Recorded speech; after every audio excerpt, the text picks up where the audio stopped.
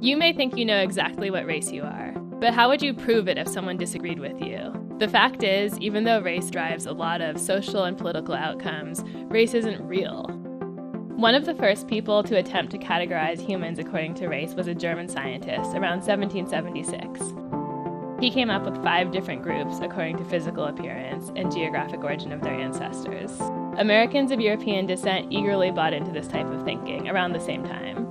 Some historians have said the idea that there were different races helped them resolve the contradiction between a natural right to freedom and the fact of slavery. If whites were their own distinct category, then they could feel a lot better about denying freedom to people who they labeled black and decided were fundamentally different. But as political priorities change, definitions of race in America adjust right along with them. For example, if you were of Mexican birth or ancestry in the United States in 1929, you were considered white. Then, the 1930 census changed that to non-white to limit immigration. Later, when the U.S. needed to increase its labor force during World War II, these people were switched back to white. And what it took to be black once varied so wildly throughout the country, from 1/4 to 1/16 to the infamous 1 drop of African ancestry, that people could actually change races just by crossing state lines. Then, suddenly, in 2000, the government decided that Americans could be more than one race and added a multiracial category to the census.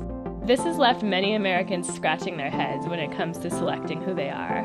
As many as 6.2% of census respondents selected some other race in a 2010 survey. The idea that someone might look one way and identify another way, or that they might be really hard to place in a racial category, is not new. This is why there was a public debate about whether MSNBC's Karen Finney could say she was black, or how we can't even agree on the racial label assigned to the President of the United States. Of course, many people feel their racial identity is very clear and very permanent, but the fact that some people have changed theirs and that no one can really argue with them shows how shaky the very idea of race is. This is all because there isn't a race chromosome in our DNA that people can point to. It simply doesn't exist. When the medical community links race to health outcomes, it's really just using race as a substitute for other factors, such as where your ancestors came from, or the experiences of people who may have been put in the same racial group as you. Dorothy Roberts explains that sickle cell anemia is a prime example of this. The disease is linked to areas with high rates of malaria, which include some parts of Europe and Asia in addition to Africa. It's not actually about race at all.